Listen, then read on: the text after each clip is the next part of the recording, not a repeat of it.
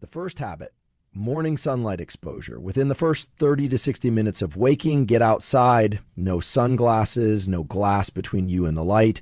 What you're doing is syncing your suprachiasmatic nucleus, the master clock in your brain, which governs sleep, mood, metabolism, and hormone release. Miss this consistently and you're fighting your biology.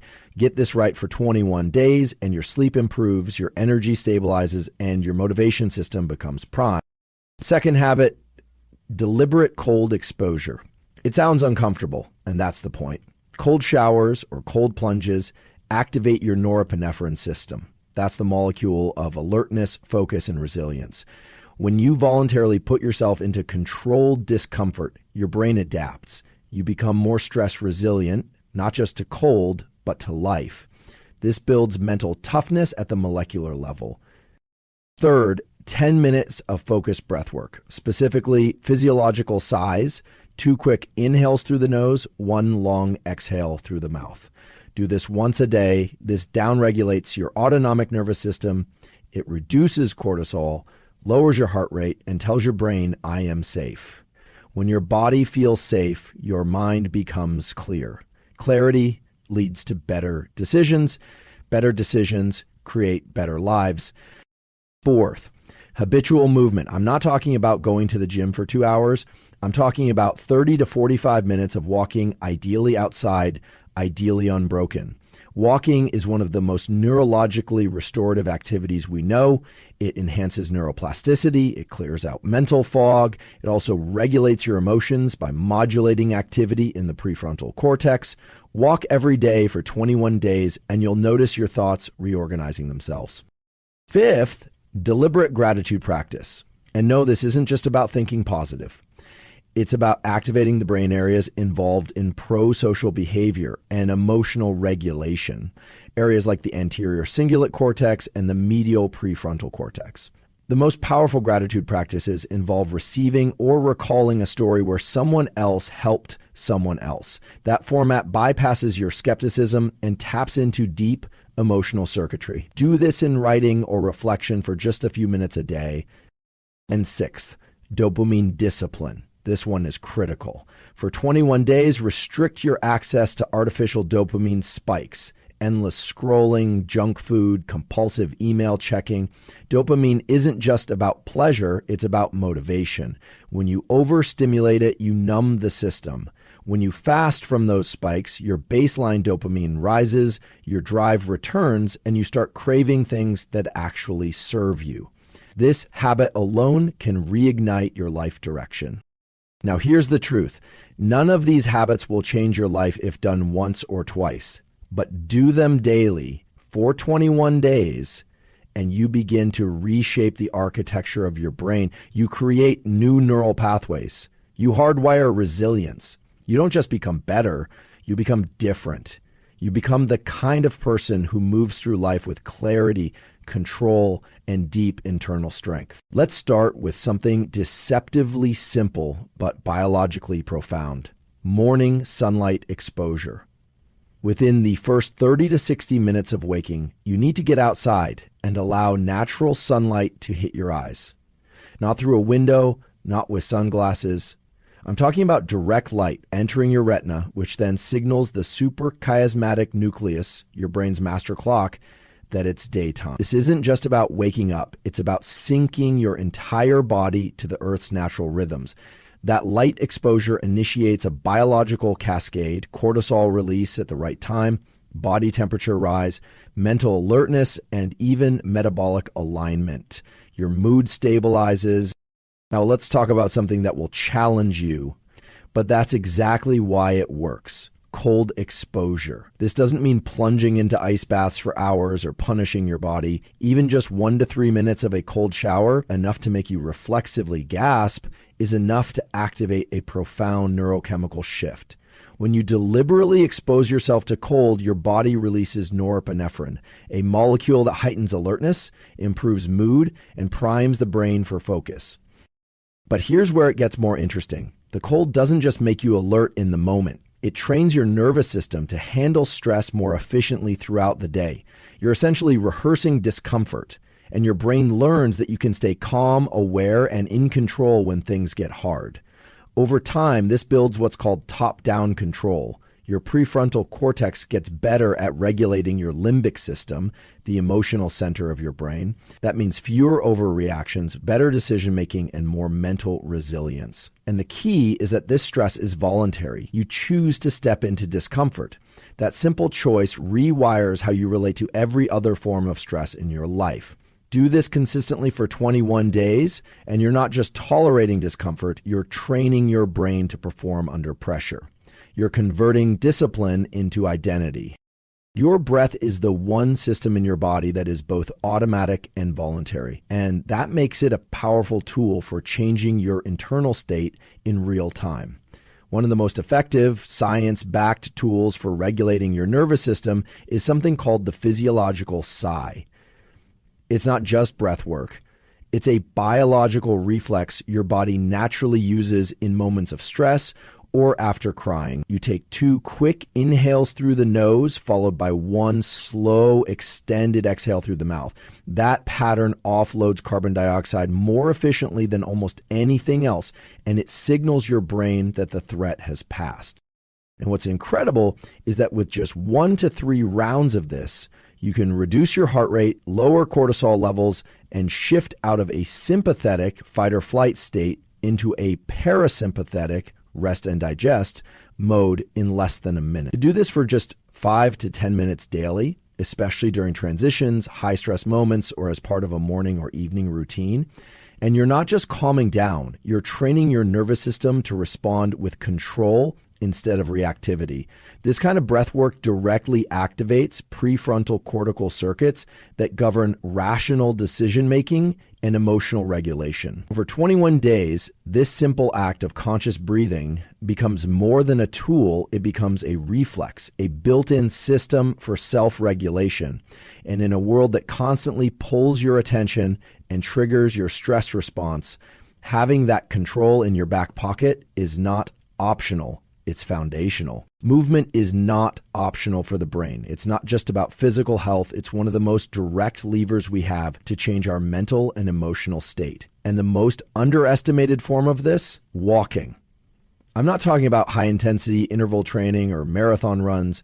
I'm talking about 30 to 45 minutes of uninterrupted walking, ideally outdoors, ideally without your phone in your hand. When you walk, especially at a steady pace, you activate something called optic flow, repetitive patterns of visual motion that naturally occur as you move through space. This optic flow has a powerful effect on the brain.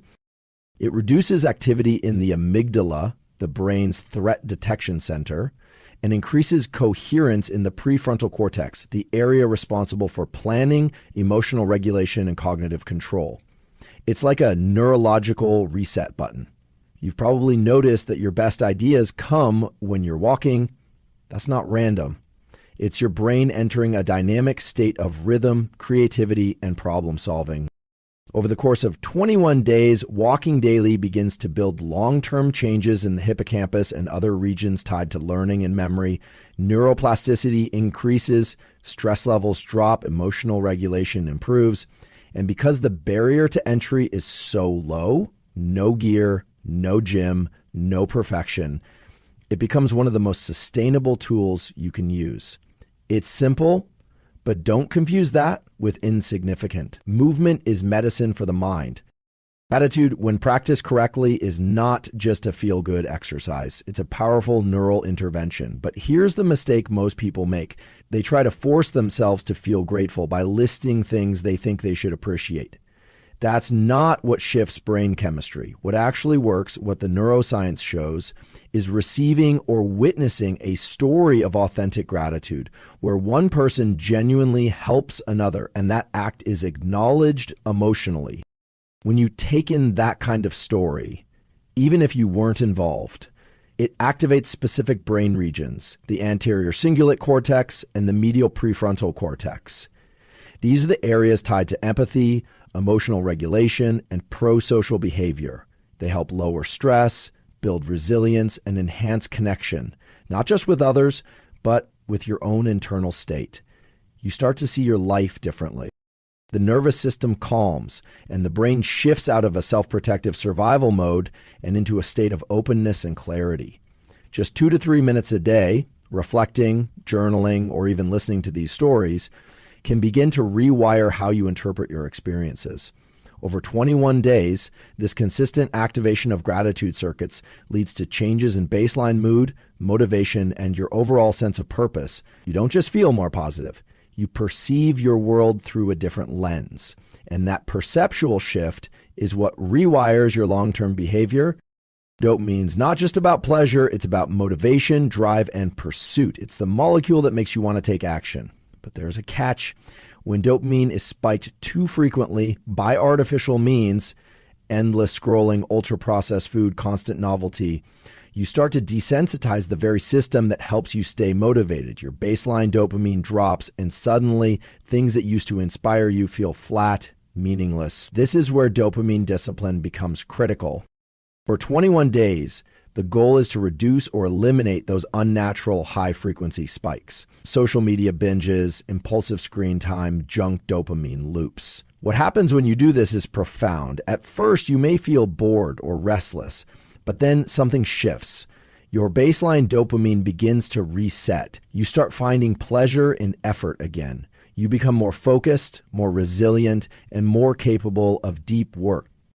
From a neurobiological perspective, your brain is recalibrating its reward prediction systems. Instead of chasing quick hits, you begin to associate reward with effort, which is exactly how the dopamine system was designed to function. This process strengthens your mesocortical limbic circuitry, the pathway that governs not just motivation, but long-term goal setting and pursuit. And here's the key. When you reclaim your dopamine system, you reclaim your attention. And when you control your attention, you control your life trajectory. That is not philosophy, that's neuroanatomy. Neuroplasticity, the brain's ability to change itself, is not something that happens randomly. It's not triggered by occasional effort or wishful thinking. It's driven by repetition and consistency, especially when paired with focused attention. Your brain doesn't care if something is hard or easy. It cares if something is repeated with intention. When you perform a behavior every day, especially in the same context at the same time, you're creating a feedback loop. Neurons that fire together start to wire together. Synaptic connections strengthen. What was once effortful becomes automatic. That's how habits are encoded, not just psychologically, but biologically. But here's the deeper insight. During the first few days, these neural circuits are fragile, like soft clay. Miss a day or two, and the brain begins to prune the new wiring. But if you push through day after day, especially past that 2-week threshold, something changes. The behavior moves from a top-down effort from your prefrontal cortex to a more reflexive, subconscious process driven by subcortical structures like the basal ganglia. That's when you've crossed the bridge from trying to being, from effort to identity. That's the 21-day turning point, not because of some magical number, but because that's the window where consistent action begins to reshape your brain's architecture. The work you do today isn't just for today. It's building neural infrastructure you'll rely on tomorrow. Each of these 6 habits may look simple on the surface, but what makes them so effective is that they're not targeting your willpower. They're targeting systems inside your brain and body that govern behavior at a foundational level. This is where the science becomes transformative. These habits are engineered to engage specific neural and hormonal circuits. When you expose yourself to morning sunlight, you're regulating your circadian system, influencing cortisol rhythms, and aligning your sleep-wake cycle. When you use cold exposure, you're tapping into the sympathetic nervous system, increasing norepinephrine, and training your stress response. Breath work modulates the vagus nerve and shifts your autonomic balance. Walking affects hippocampal and cortical function. Gratitude activates social and emotional regulation networks. Dopamine discipline recalibrates reward pathways. None of this is abstract. It's measurable, repeatable, and grounded in decades of neuroscience. And here's what's critical to understand. Behavior is downstream of biology. If your dopamine system is dysregulated, if your sleep-wake timing is off, if your stress response is hyperactive, then no amount of motivation is going to produce lasting change. But when you strategically target these systems daily, consistently, you create an internal environment where change becomes easier, more frictionless, more automatic. You're not forcing change, you're facilitating it by aligning with your biology instead of fighting it. The power of these habits isn't in their individual impact. It's in the compounding effect that occurs when you do them consistently. When you engage in one habit today, it might seem like a small, isolated change, but when you do it every single day, over time, it begins to accumulate.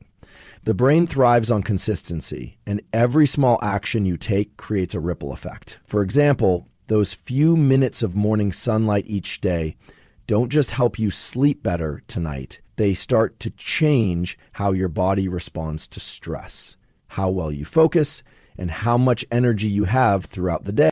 Similarly, one brief cold exposure session doesn't just increase norepinephrine in the moment, it starts to change how your brain deals with all forms of discomfort. What you're doing with these small actions is building resilience, mental clarity, and emotional regulation in such a way that the effects compound, one layer on top of the next. This compounding effect, however, isn't just psychological. The brain itself undergoes structural and functional changes with consistent repetition. New synapses form, old ones are pruned away, and behaviors that once required conscious effort eventually become automatic. This process, neuroplasticity, is the foundation of lasting change. So over the course of 21 days, the habits you implement don't just add up, they multiply. And as you compound the effects of these habits, you start noticing subtle shifts in your mood, your productivity, and your resilience.